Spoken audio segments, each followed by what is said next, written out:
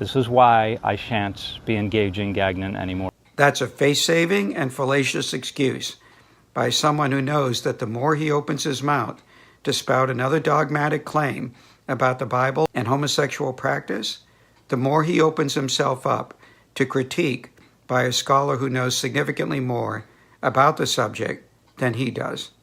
He has crafted this false persona that he always goes with the data, not the dogma, in contrast to the low-lying fruit that he regularly attacks.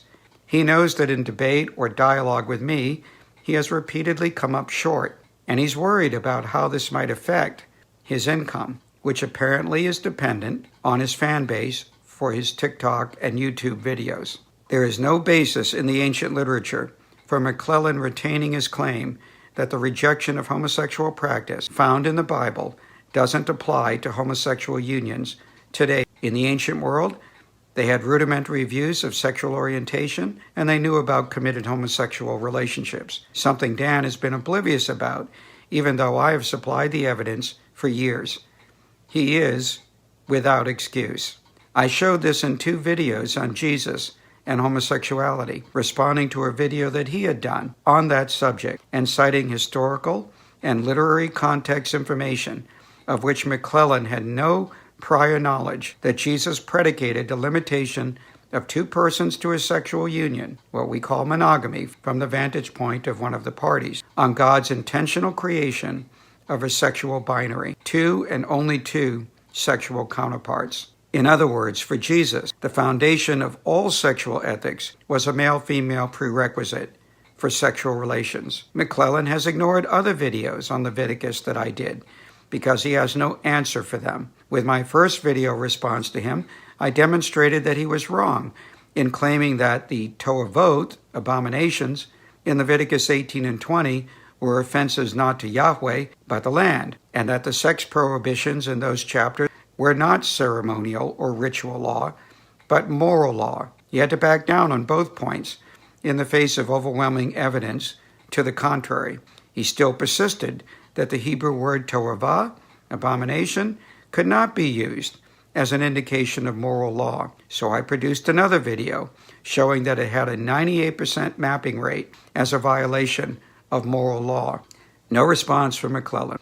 I produced another video showing how absurd McClellan's claim was that the sex laws in Leviticus 18 and 20 were condemning to death rape victims. No response from McClellan. I also produced a video showing how untenable it was to claim that Yahweh was okay with same-sex intercourse, incest, adultery, bestiality, and child sacrifice being committed by Gentiles outside Israel, that these were not allegedly abominations to Yahweh. He responded with mostly deflection, and I will soon be showing again how bad his arguments are. He also has out videos on Sodom and on Paul that are very badly argued, though he has convinced his uninformed fan base that his is the only interpretation that satisfies the data. His conclusions are largely driven by his LGBTQ dogma that will not allow the biblical text to be relevant for today's practice of homosexual and transgender behavior. No wonder McClellan is bailing out of any future engagement. He's acting like a kid who storms off and takes his marbles back home after claiming that the others aren't playing fair, when in fact he himself cheated and still lost. He does not engage in good faith. He does not actually engage my actual concerns. He uses straw men. McClellan is becoming his own parody. He created his own straw man and then projected it onto me. He did so by pushing a conclusion till he couldn't defend it in the face of my criticisms. Then he made a concession that contradicted his conclusion, yet he continued to maintain his conclusion and blamed me for not knowing about this contradictory concession, unacknowledged in 95 minutes of prior response to me on the Levitical prohibitions. He also rejected every conceivable basis for admitting the likelihood that the authors of Leviticus 18 and 20 would have rejected lesbian intercourse, offering no rationale for it whatsoever. I have meticulously engaged every one of his actual concerns, previously and in this video, and shown them to be either fallacious or wanting. That's the reason that he wants to withdraw from further engagement. I know his argument better than he does. Everything I have done has been in good faith. Unlike him, I have not engaged in gaslighting and deception. He argues against himself unwittingly because of those straw men, and he doesn't represent the actual critical views. I never argued against myself unwittingly, as he puts it.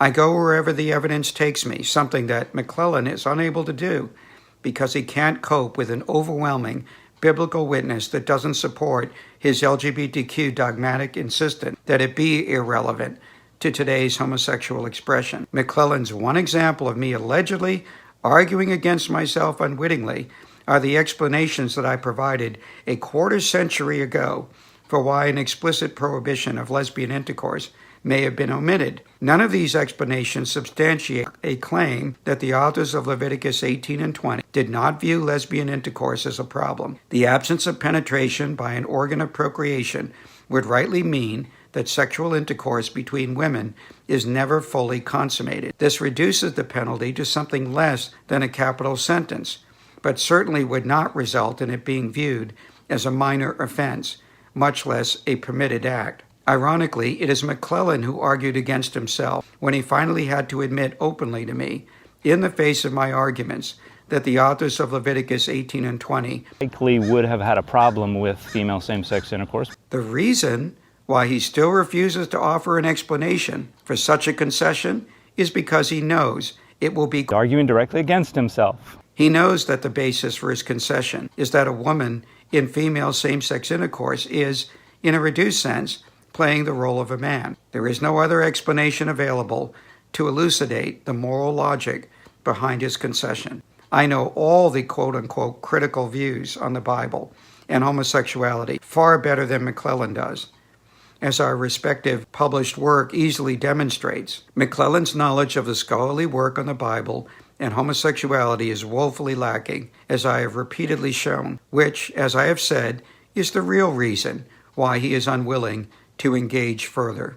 He represents whatever arguments will get him from point A to point B, because point B is the priority. His priority is not understanding these texts on their own terms. His priority is defending his dogma. I do have to concede that McClellan is a prince of projection and a guru of gaslighting. Here's a classic example. His whole shtick is that the biblical witness on homosexuality is restricted to a form utterly unlike homosexual relationships today. He has come to that conclusion because otherwise the unified biblical view, held strongly by Jesus, remains as a powerful authoritative testimony against the LGBTQ dogma to which McClellan is blindly committed. As for not understanding these texts on their own terms.